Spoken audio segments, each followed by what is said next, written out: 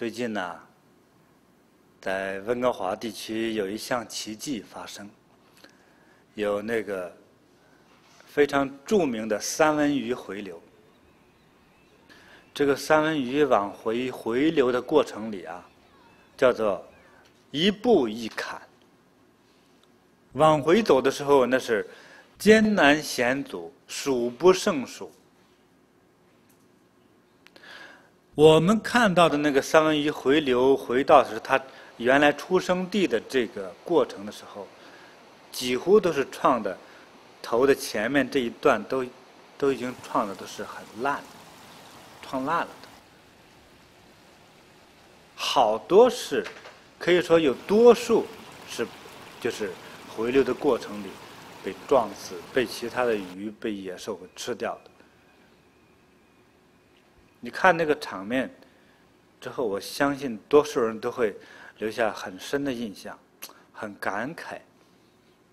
說一條魚怎麼如此鍾情呢？啊，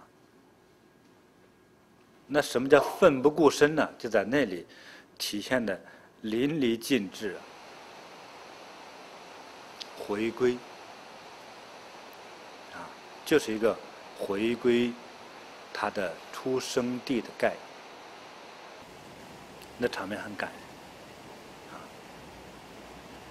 那個看完了這個三文魚回流的這種場面之後，真是非常的激動人心啊！一條魚，它在大洋裡頭，不是在小河溝裡，並不是在內海裡，在大洋裡，從這游到日本，游到中國，啊，再轉一圈回來，那不容易。所以這個一種情的概念，看起來不僅僅局限於人，動物也是如此。20年前，我看過一部日本的影片，追蹤拍攝一個狼的家庭。狼的家庭，但是看那個影片之後非常感动，可以說到下半部我一直是流着眼淚看完它的。狼什麼都知道，好像比人還聰明。附近的那些人家住戶為了捕捉狼所說的陷阱，狼是一清二楚。他那一只小狼崽得病了，奄奄一息，沒有食物，又是冬天，啊，大雪封山了，那獵戶就根本不用出門打獵了，就在自己家裡多養一些雞，讓狼知道，但是在附近設了好多好多的夾子和陷阱，狼清楚。那個狼父親就在這個農夫家門外徘徊了幾個小時啊，你可以看得出他的身體語言。哎呀，我知道危險重重，我不能往前踏一步。就是那個爪子拿起來想落，不能落，回來溜達溜達，反覆這樣徘徊徘徊。啊，就想想他的狼孩子，他的狼崽，那種痛苦，那種飢餓，这狼都2行眼淚流出來了，就開始往前走，也是很小心翼翼的。他進去不是自殺，是希望把那只雞偷出來餵他的孩子。結果雞是咬到了，往回衝的路上，慌不擇路，找不到自己腳印的時候，就有一個大夾子把他一條腿夾住了。他愣拼命掙扎着把那條腿給夾住的腿不可能放得開的，非常重的夾子，愣給拽下來，一條腿沒了，還要用前腿爬着爬回去。但是可惜爬到半路失血過多就死了。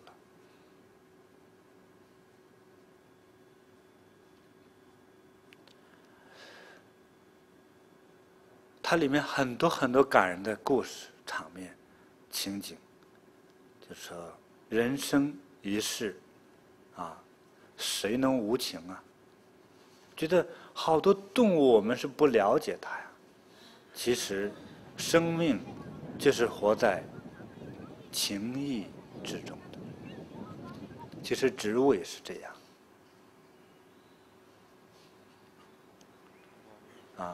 1年前我看過的一個片子，就是關於用感情與植物溝通生長的故事。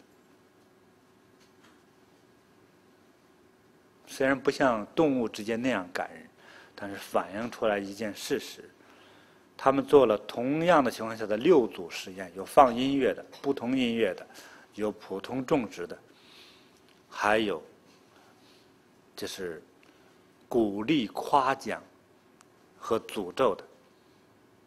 詛咒的那一組植物就長不起來，長得非常的弱、焦黃。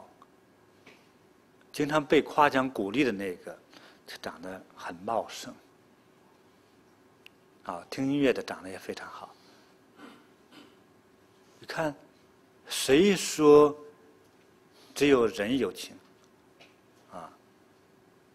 萬物都是有情。在中國古典哲學當中，也正是中國哲學的奠基的內容，他們就說，天分陰陽，它是從這個哲學定律來講的。那麼怎樣生出萬物呢？是因為天地有情，而生養萬物。所以整個這個天地間都是蘊含着情的狀態。那麼今天我所聊的正是大情大愛，用中國人習慣的稱呼為慈悲。慈悲的概念已經超越了小情，那就是大情大愛。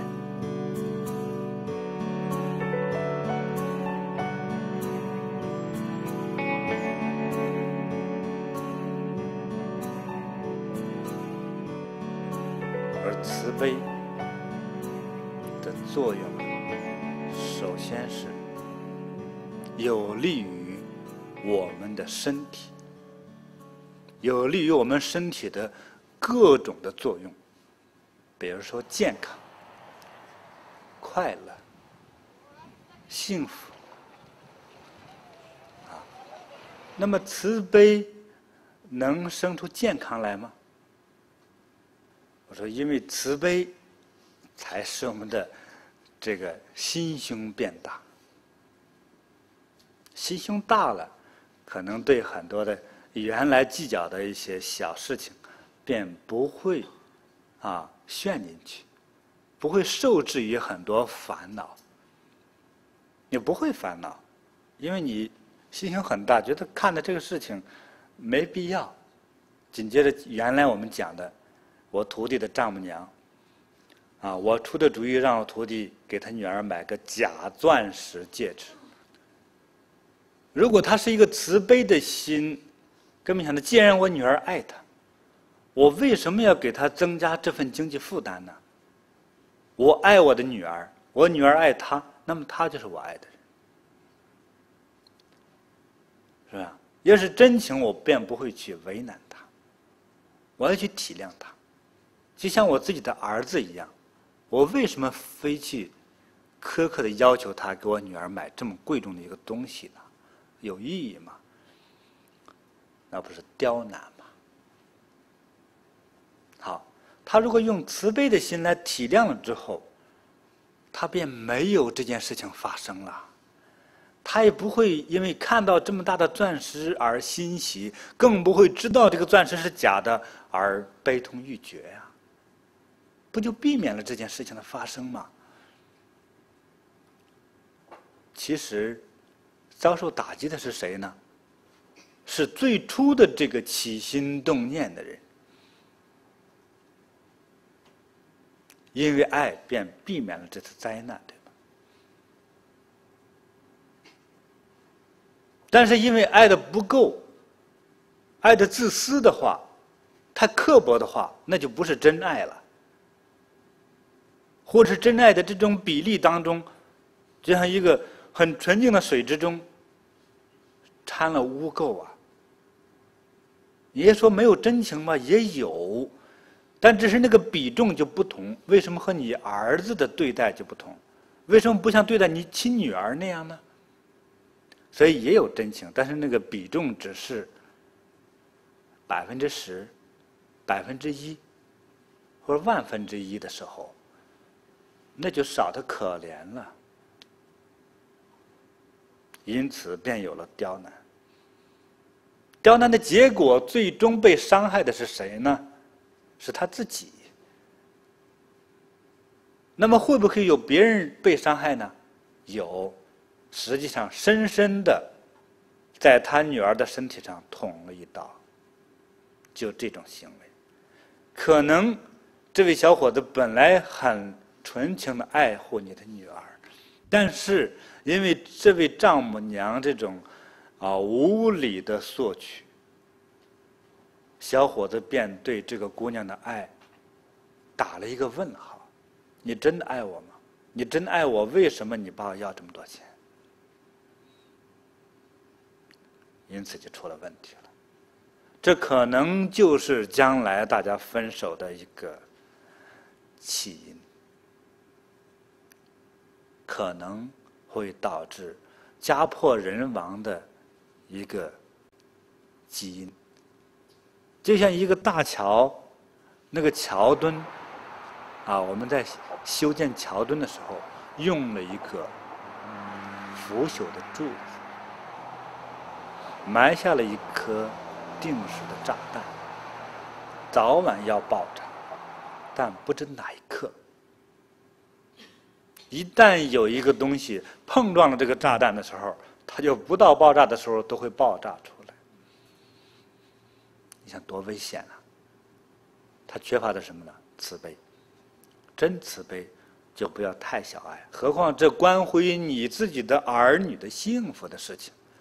我們差一點的時候，我們便會刁難、索取。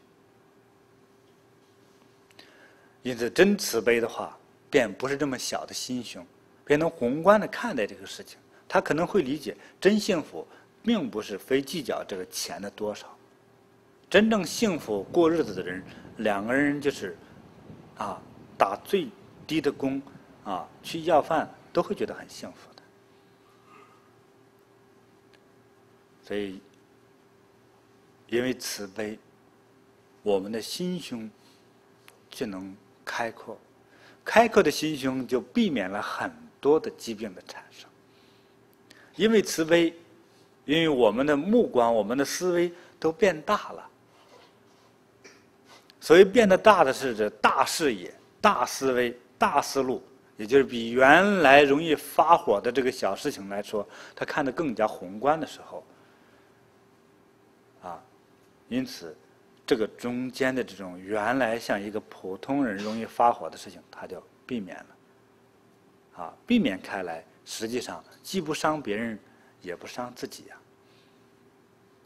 開闊的心胸，我無論我累了，還是我不累，還是我在正常的狀態下，我的心很平靜，因此我就不容易血壓高，我就不容易得心臟病，我就不容易去驚恐、害怕。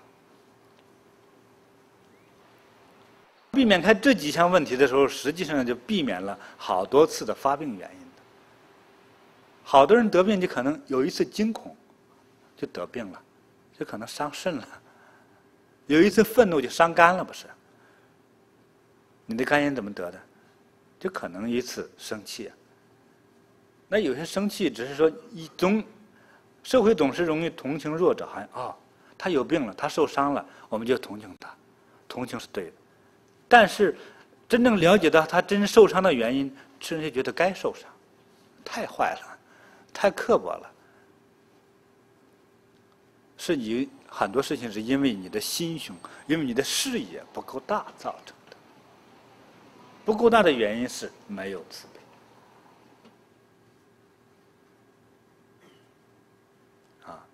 我們真慈悲的時候，我們不傷害人，我們生活的會不會很坦然呢？中國有一句古話，叫做“不做虧心事，不怕半夜鬼叫門”，是不是？所以我很坦然的生活着。而你做點什麼事情壞事之後，其實經常處於一種擔驚的狀態。擔驚你就睡不好，睡不好那不就失眠嗎？失眠不就引發頭痛嗎？三叉神經痛，甚至大腦長出什麼東西来，失眠的人還會引發胃病腎臟疾病啊。所以，將心打開，用慈悲的心去面对世界，最有利的就是我们的身体。这是第一项。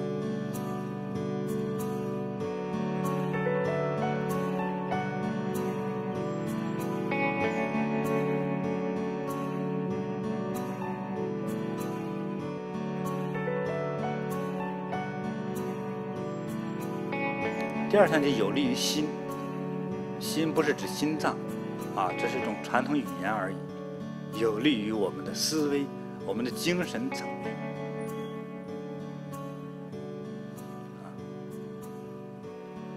我們看事的時候開闊了，我們面對自然的時候，面對我們生活工作的一切的時候，我們總是處於一種很祥和的。即使慈悲的話，總是一種友好的交流的心態。比如說在街上走路，有人撞你一下，真有緣分啊，他撞我一下。當然你不會故意再撞他一下，哎呀，咱的緣分真深，那是錯誤的，就不自然了。當然可能再撞一下就是好朋友了呢。關鍵是心態。那在過去我們小時候看到有一些年輕人互相撞一下，兩人就打起來。打起来之後，誰的鼻子给打破了之後，那個人就想動刀把對方殺了。本來很小的事情，是吧？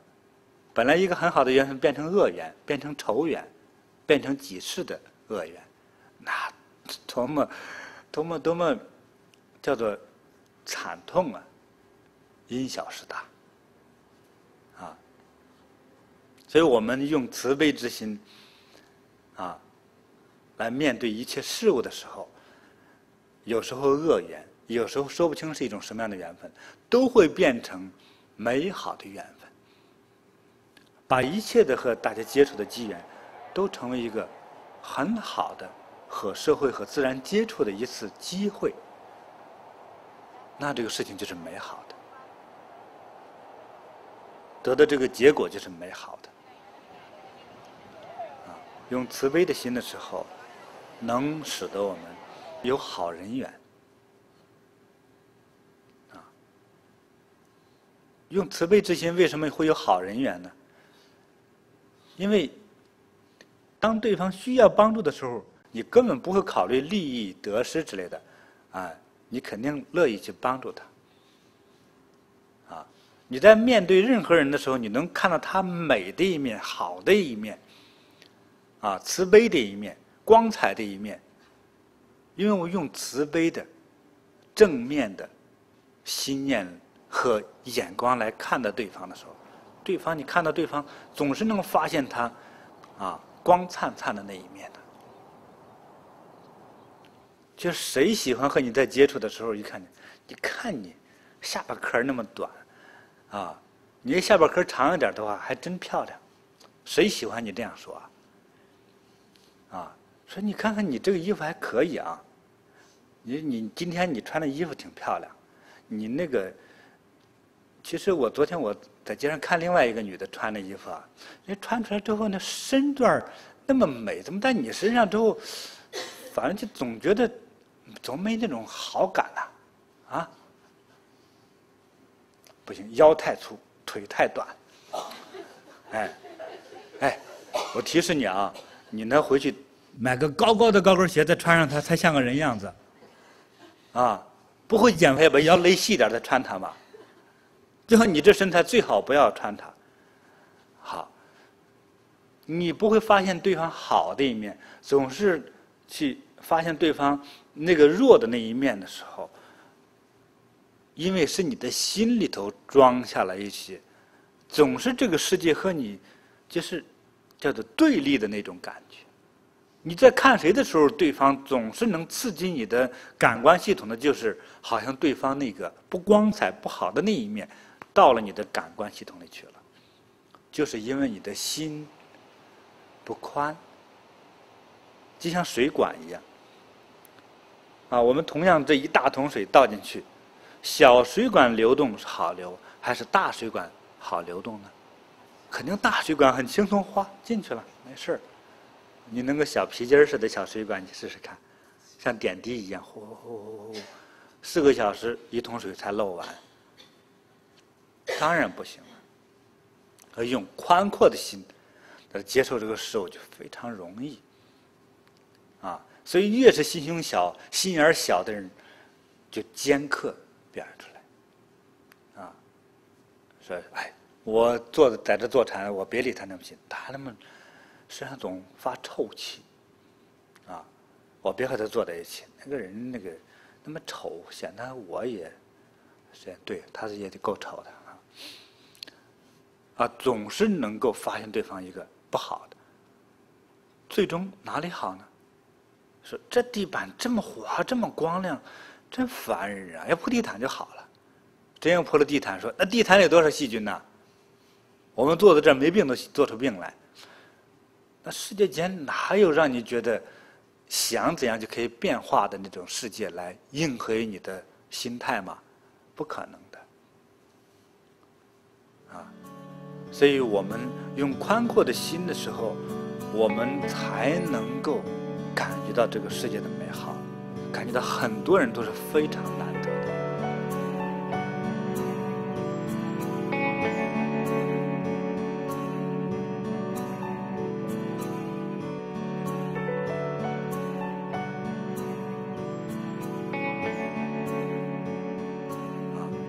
对于我個人而言，我所理解的那種慈悲和寬容，我覺得，我就接觸到一個石頭子，我覺得它都很美，並不是說商店裡磨了、拋光、打了眼的，能掛到脖子上那就是美，不，非常自然淳樸的石頭、土地、野草、鮮花，啊，莊稼、自然界，覺得很美，我沒覺得醜。有時候我們出去和弟子朋友一起出去玩，哎呦，那個地我就願意坐上去。有些徒弟心挺好，哎，師父趕快拿個墊子墊上，不行弄2層吧，要把我衣服墊上吧。什麼意思啊？別把屁股坐髒了。我說這髒嗎？哎，這髒啊，這不是這麼多草嗎？草髒嗎？比你衣服還乾淨啊！你衣服好了還是化纖的，這都是自然的，知道嗎？哎。你就是坐上一屁股土，我告訴你，常常我們是非常需要土壤對我們真正的滋補呵護，接觸一下自然，真正去接觸。好多人到自然界裡玩一圈之後，把自己弄成裝甲車了都，鞋穿厚厚的，襪子穿2層，戴上面罩，所以就是說我們。你看，我們一個心念的不同我們好多行為都會改變的。他要企圖接觸自然，還要把自己包裹得像木乃伊一樣，那哪叫接觸自然呢？是不是啊？你看這麼一件小事，是來自於我們內心深處的對自然的認識，心不夠開闊。心不夠開闊的原因，心不夠慈悲。心不夠對自然有真實的認識，內心慈悲才能開闊，那麼這樣有利於我們對自然、對事物的整體的認識。常常因慈悲的大心大行的行為，可能會將負面的不好的事物，或者人们根本不值得一谈一用的事物，你可能能将它当作至宝一樣把它應用起来，能夠發揮它的很巨大的作用和能量。因此慈悲有利于我們接近於自然，有利於我們對自然的溝通，有利於我們對人與人之間、人與一切生命之間的溝通。所以剛才講到，心胸開闊、慈悲，你便能有很好的人緣。好，往下引申，我說，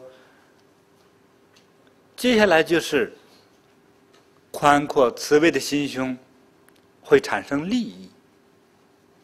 心有多大，利就有多大。有的人盲目的聽到這句話之後，說心有多大，我想把天都要了，你是不是擁有了天呢？其實就是這個概念。在一個皇帝的故事裡，漢武帝的媽媽是一個心胸殘忍又很狹小的一個女人，好不容易熬到他兒子當政當皇帝之後，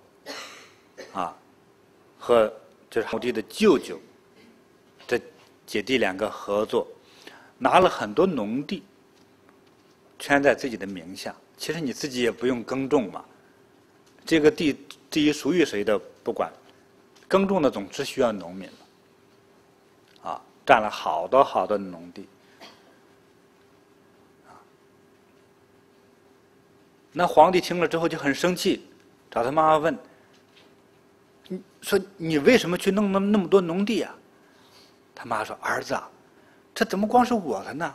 這主是你的，我是弄到你的名下了。皇帝說，天下都是我的，我要那一塊小小農地有何用途啊？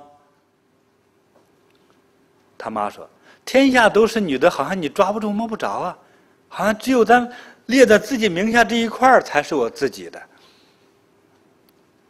那皇帝說，錯了，我覺得這個國家正捏在我手裡頭，我怎麼會摸不到它呢？你貴為皇太后，你要什麼有什麼，你要那塊地有什麼用啊？他媽媽至死都不認可自己是一種錯誤。你想，這個原因是什麼呢？心胸太小。他貴為那麼高級的一個人物，沒有一個對比之處，他所對比的就是百姓唄。所以底下的官員一說，我們家占了多少地，結果這皇太后也占地去了，還為他兒子占塊地，真是可笑之極。就是你們家擁有一個很大的房子，我就抱着一個桌子腿不放，這個是我的，是不是？我只有抱住的才是我的，那麼房子我沒法抱，它就不是我的呢？就這種愚蠢的行為。抱住了也不一定是你的，還有抱住的不一定是好事。心胸，所以心胸不同，你看看我們的結果，從後人看是多麼愚蠢，在當事者來說，當局者迷，就貪念於那種小利，對於他來說已經很大了，別人可能有1000畝，他有1000頃，和你比，看我的要巨大多了，他的參照物就是更低級的。所以說，近朱者赤，近墨者黑。和一個俗人比的時候，他只能參照誰家占了多少地而已。所以心太小，心太小的原因是沒有參照物，沒有成為一個真正的帝王來開拓於這個國家，造福於這個民眾，屹立於這個天地之間呢。作為做事業的人，作為執政的人，包括作為我們一個普通常人，我覺得都應該看遠一點。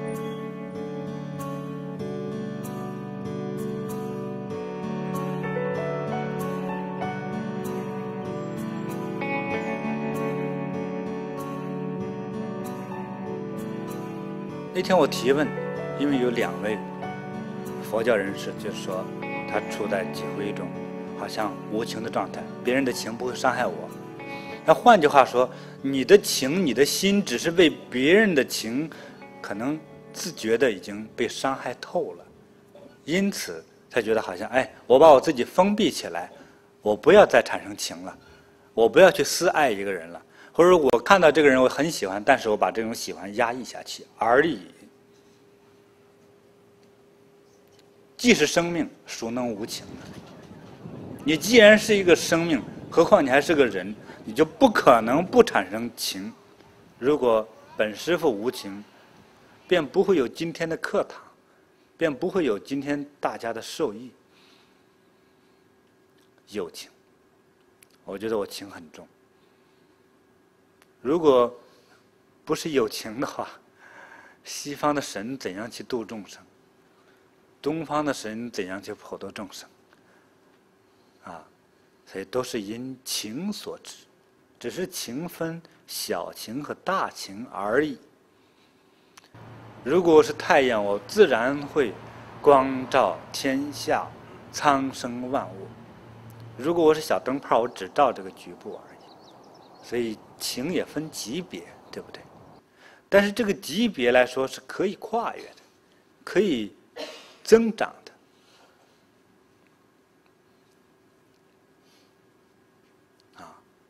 所以這一切的情是來自於慈悲，沒有慈悲，沒有情，沒有愛，那麼這個世界便沒有陽光，沒有月亮，沒有生命。人不能沒有情的，因為我們所追求的不同，所以你可以執着於你的情，但是我告訴大家的是，人修行也好，修行，像那天我講，修行對於我來說，我不會為了修行而修行。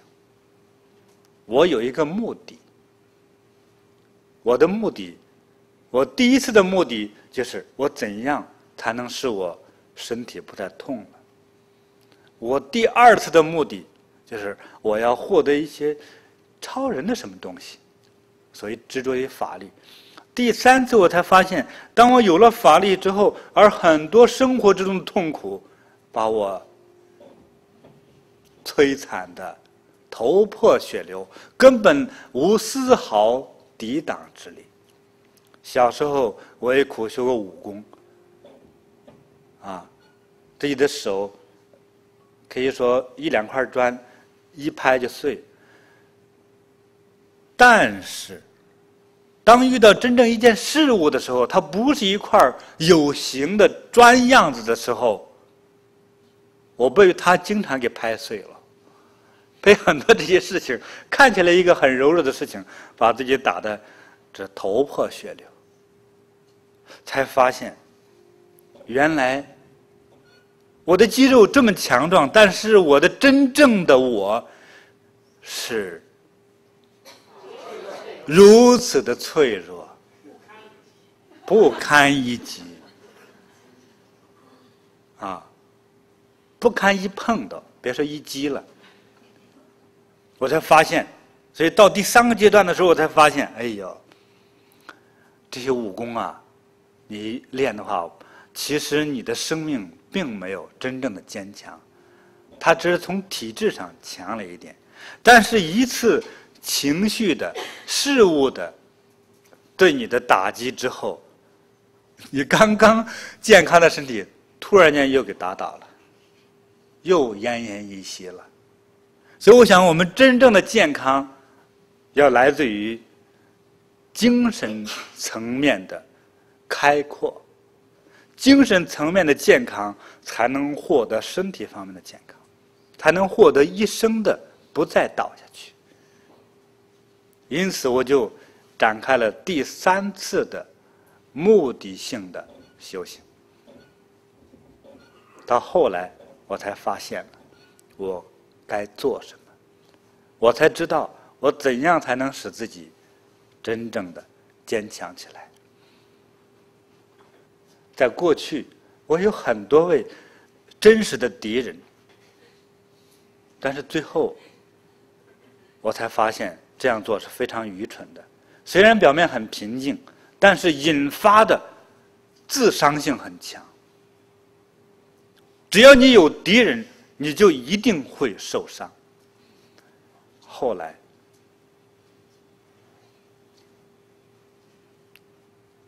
我的心中終於將我的敵視的心態消滅掉了。我心中沒有敵人，磨練我的我就應該去接受它。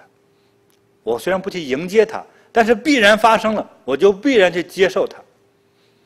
它不是向我挑戰，它是我的磨刀石而已，它在磨我，不是磨出利刃來，是将我的利刃磨掉，最後将刀的形狀都要磨掉，最後連刀把都沒了。我手無利刃，其實就是心無敵意，我何必持利刃於心呢？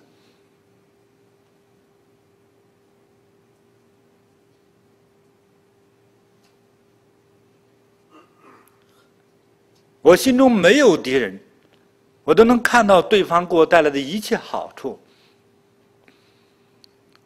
我的心才真正的平靜下來，如山河一般流淌在這個自然裡，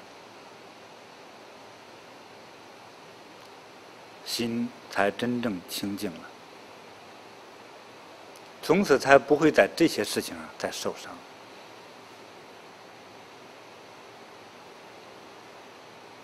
所以我所尋找的並不是說我要絕情，哎，我把自己封閉起來，別愛我啊，我也不愛你，啊。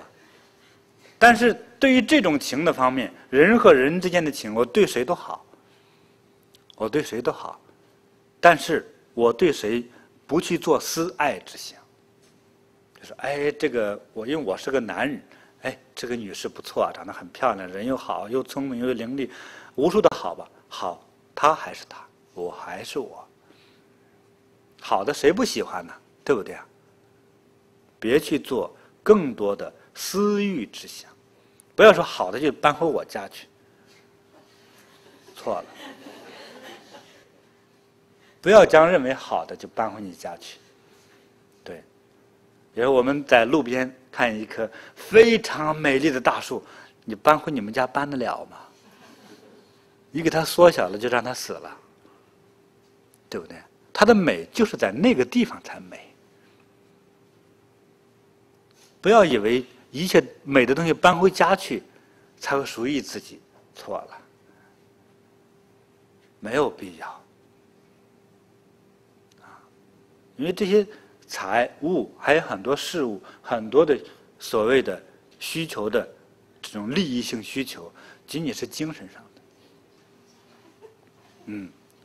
所以不要把以為美的、好的、貴重的，就要搬回到自己家裡去。我想可能會導致錯誤，因為有私欲之心。既然好的東西誰不想得到？好，这棵美麗的樹吧。你來挖樹，我也想來挖樹。如果有3、4個人一塊來挖樹的時候，會引發什麼？對，把樹也毀了，這幾個盜樹的人也互相毀掉了，對不對？你就是說把這個樹砍倒搬回家去，還有人想哈，這棵樹你給搬回家去，我非要給你偷出來。你為保護這棵樹，每天是憂心忡忡。你的樹一旦丟掉了之後，你知道了之後，你不是又生氣嗎？又心驚膽戰嗎？所以沒有必要。所以你得到那一點點快樂和給你帶來的那無盡的痛苦相比，沒必要做這件事情。所以貪欲之心越少越好。啊，是鳥讓它去飛，啊，是魚讓它到水裡去游，不要起頭都搬到家裡。你喜歡大海裡的魚，好吧，弄個魚缸，弄2條魚放自己家裡養着。你總覺得這畢竟不是大海。你看那魚缸，沒人想到大海，對嗎？哎，所以當時那個景就是在那一刻產生了，回了家就不是他了。所以你的家越清淨越好，雜七雜八的東西越少越好。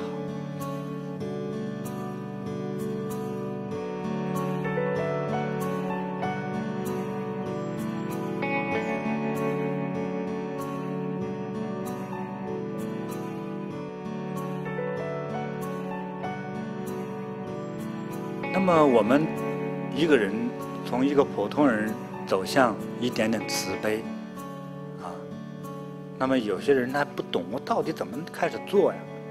從做第一件好事開始，不要分這件好事是大事還是小事，而不計回報的。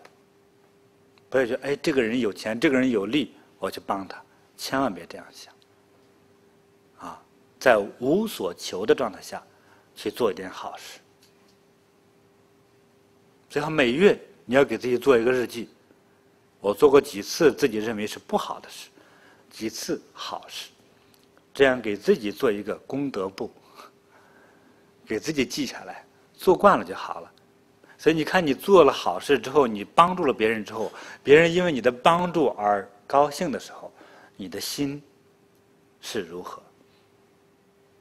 我過去的體會是這樣，我幫助了別人啊，別人因為我的幫助啊，真正獲得了我的幫助之後，他們快樂，我比他還快樂。所以常常幫人的人是很快樂的人，對嗎？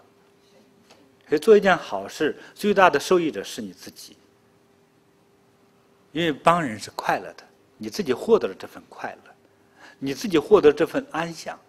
同時，從能量學說上來說，你幫助了人之後，別人都會讚美你，在背後祝福你，你就會成為吉祥的人。啊，對於你的未來，對於你未來的子孫，那當然是非常的吉祥。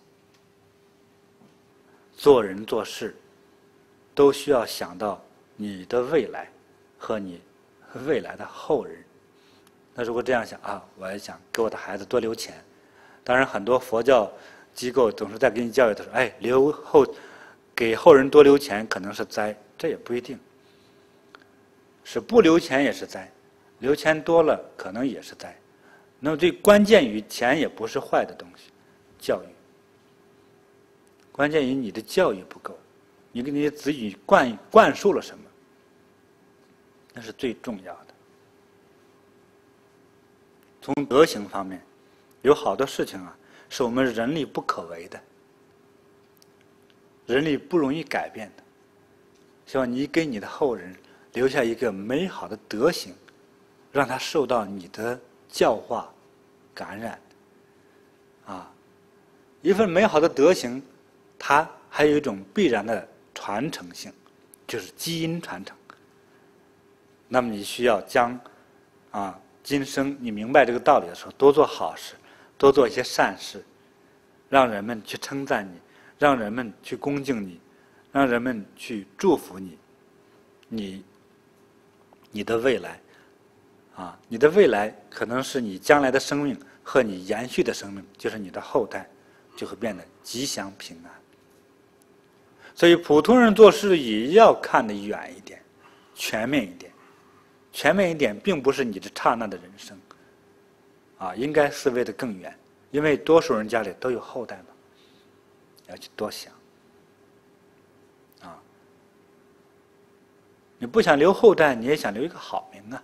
你這做一個好人，有利於自己各方面的好處，更有利於周圍的朋友啊。所以這份德行，這份福分，它是也能遺傳的，也能傳承的。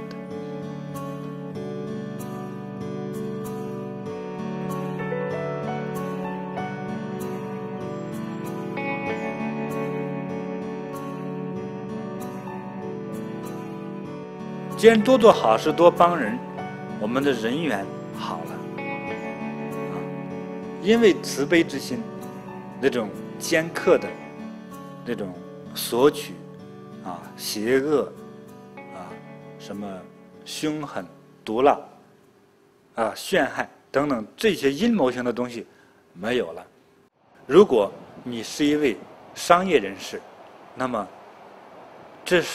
如果你有這樣的一種心性，是好還是壞呢？我覺得，就像很多在北美很多大的商人，他们有的非常有修養，他卖的東西是绝对的保质保量，你在相当长的一個時間之內都能保證去退去換，有很好的售後服務，品牌不正，質量不好，他都不會去接受。那我覺得這商人就很好了，所以他們越做越大，這個店開了一個又一個連鎖店，保證質量，消費者進去放心。那小商人不同，小商人管他呢，我先把他蒙出去，賣掉他，我不管那些，我先把我第一桶金挖到手裡再說。那麼這兩種行為的對比，我覺得，那麼第一種，開闊的心胸，非常誠實的經營，那就是最好的，他才能做得大，才能更持久的富貴，才能獲得更大的經濟利益。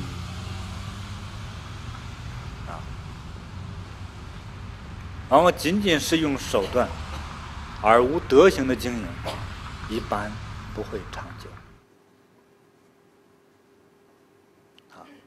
所以我說，慈悲寬闊的心胸，要想圖利益的話，你比普通人能獲得更大的利益。那麼所謂慈悲是一種心性，一種心態，是一種慈悲智慧的表現。那麼它所引發的這一切，我們可以用2個字來怎麼概括它，就是能量。慈悲能產生能量，慈悲的行為能夠引發無限的能量，慈悲的心能溝通慈悲無限的能量。從深度上來說，你的心有多大，你便能獲得多大的能量；你的慈悲有多少，你能獲得多大的慈悲力量。你的心再有多細，不能光顧得大了，還要細細的去體會和溝通這個世界。這個世界並不是由大組成的，其實這個世界是由微小組成的。所以你認識多麼的微小，你就能溝通多麼微小的一切。所以常常在我彈琴和唱歌的時候，它能彈得使你的身體，使你的筋脈，甚至是你的感覺靈魂在起舞，就是因為在彈到你身體中最深層的那一個物質層面裡去，那一種精神層面裡去，所以你才有那一種感受，那種感動。所以這一點上來說，它是秘法，因為它涉及到的是人生的改變學說，人生的成功學說。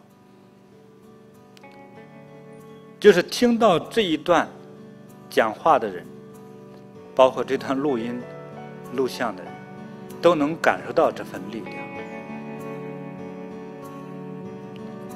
在這種場下，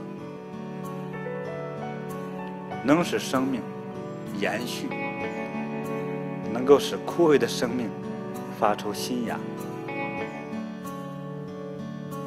那麼，這就是慈悲的力量。